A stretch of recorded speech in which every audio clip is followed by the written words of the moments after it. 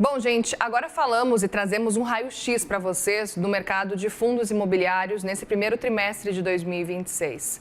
O setor enfrenta um cenário de juros ainda elevados, mas com algumas oportunidades em segmentos bem específicos como logística, papel. A gente vai analisar um pouco sobre esse desempenho dos principais índices e o que mudou também na estratégia dos investidores nestes primeiros 3 meses do ano.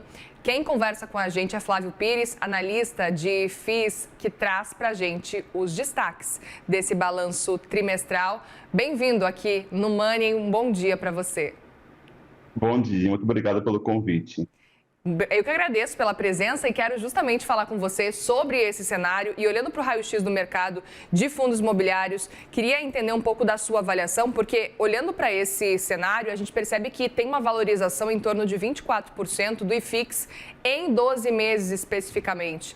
Queria entender qual que é a avaliação para essa valorização toda. É o mercado já precificando talvez um corte de juros que viria nesse ano? A gente viu uma queda relevante nesse mês de março. É entendendo que talvez não vai ter essa queda tão esperada. Como é que você enxerga esse cenário, até para a gente entender o cenário depois dos FIIs? Bacana. O que vale a pena observar é que nos últimos 12 meses, os fundos vinham negociando com desconto bem atrativo, tá? Nós comparássemos os fundos, né, no começo de 2025, o desconto médio dos fundos que fazem parte do IFIX estava em 22%, tá? Os fundos estavam muito descontados, com, né, basicamente preços atrativos na bolsa, e que se viu foi uma valorização por conta desse desconto que os fundos vinham negociando. O segundo ponto das altas foi que, né, havia, desde o segundo semestre do ano passado, uma espera de que os juros começassem a cair no início deste ano, o que aconteceu aqui no último trimestre. Então, esses dois pontos, os fundos contados e os juros que tenderia a cair e caindo, desde que os fundos tivessem uma alta bem expressiva. Então, em ponto adicional, o que nos acontecer foi que os portfólios dos FIIs, no caso do tijolo, né, que compra ativos físicos, ou do papel, que investem em CRIs, estavam basicamente com portfólios, né, os fundos com portfólios bastante saudáveis, o que deu para os investidores uma renda bem significativa. Então, os 3 fatores, desconto, juros e portfólios, vai para os fundos ter uma alta bem expressiva nos últimos 12 meses. Perfeito, super importante para entender esse cenário. Queria entender o que esperar agora para o restante desse ano. A gente sabe que tem uma grande instabilidade diante aí da guerra, a gente não sabe exatamente o que vai acontecer, até com relação a juros, mas como é que vocês enxergam o cenário daqui para frente? Boa pergunta. Nós esperamos que, né, mesmo com o cenário externo um pouco mais volátil, os fundos conseguirão, os que têm os melhores portfólios de ativos, pagar os rendimentos mensais de forma bastante estáveis, que é o ponto importante. O investidor que busca uma renda passiva com os FIIs, eles seguirão entregando sem grandes dores de cabeça, porque, como comentei, os portfólios com os fundos de tijolos estão basicamente com ocupação elevada, receitas estáveis que dão rendimento também estáveis, e para fundos de papel, as carteiras de crédito também estão bastante estáveis. Então, podemos esperar que os fundos sigam entregando rendimentos mensais sem grandes dores de cabeça. O segundo ponto que podemos esperar é que os fundos continuem se valorizando.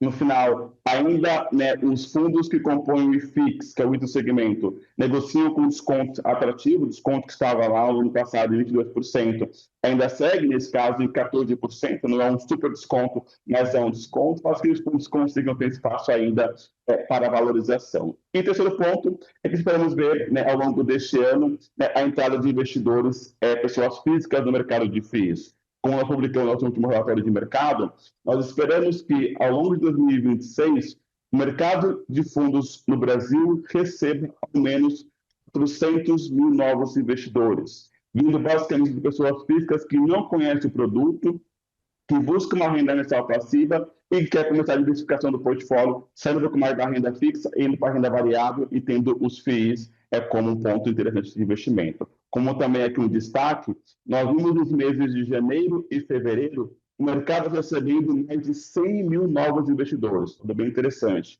Então, nossos dados de que o mercado receberá 400 mil é bastante em linha em relação a isso. Outro ponto também curioso que eu queria te ouvir é que, olhando para esse cenário, principalmente do primeiro semestre, a gente percebe, do primeiro tri, na verdade, né? A gente percebe que os FIIs de tijolo superaram os de papel. Você enxerga que é uma mudança que é sustentável? Bastante, tá? Os fundos de tijolos, eles basicamente, no segmento logístico, shopping center e escritório, eles estão numa tendência de recuperação e, em alguns casos, de expansão. Indo para logístico, nós já vemos cada vez mais a vacância dos portfólios sendo reduzida.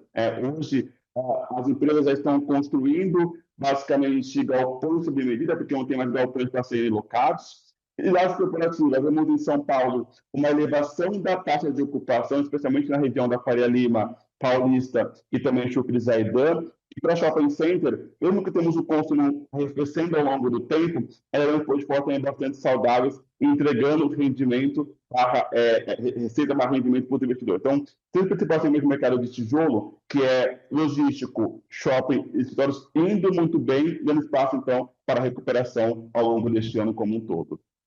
Você está enxergando o risco de créditos de papel especificamente nos FIIs?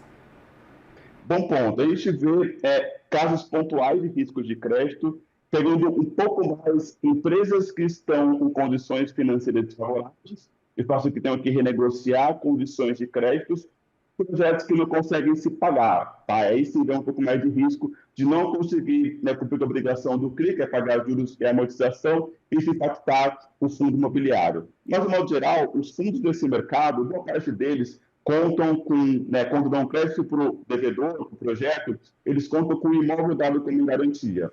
Então, no último cenário, caso não consiga esse devedor cumprir a obrigação junto ao fundo, o fundo consegue executar a garantia, que normalmente é o imóvel, vender esse imóvel e ter o dinheiro recuperado. Isso vale a pena observar sempre a alocação em fundos imobiliários que financiam bons projetos e de boas empresas. Consegue, ao longo do tempo, com um macro um pouco mais desafiador ou não, ter ali os CRIs cumprir com as obrigações e logo entregar para os investidores rendimentos mensais. Aí vale a pena sempre alocar em fundos que nós chamamos como high grade, que tem o risco de crédito baixo, e que entrega ali uma taxa justa em relação a esse baixo risco de crédito. Agora, Flávio, olhando especificamente para a questão do ciclo imobiliário, você concorda que a gente está saindo de um ritmo aí de recuperação para expansão? Bom ponto. A gente vai olhar que boa parte dos clientes estão ainda em ritmo de recuperação, então escritórios de recuperação, shoppings, boa parte de recuperação, com algum caso de expansão, mas se olhar para a expansão, efetivamente, nós gostamos um pouco mais de vermos isso no segmento logístico. A taxa de ocupação do segmento está em basicamente 92%, uma ocupação elevadíssima, comparado com os períodos pré e antes da pandemia, e vemos que não há mais espaço para alocação. E nessa possível guerra de e-commerce, que as empresas buscando alocar área, crescer, marketing no Brasil e posicionar o segmento, vemos as empresas ainda alocando áreas para ativos dentro dos fundos imobiliários. Como destaque do setor, hoje, de cada 10 galpões logísticos no Brasil, 4 estão na mão de fundos imobiliários. Os fundos são detentores de galpões logísticos de qualidade, para que eles, de fato, consigam aí ir para o caminho de expansão e já passando um bom tempo da recuperação. Muito bem, Flávio Pires, analista de FIIs, obrigada mais uma vez pela conversa aqui com a gente. Volte mais vezes. Eu agradeço, muito obrigado. Obrigada.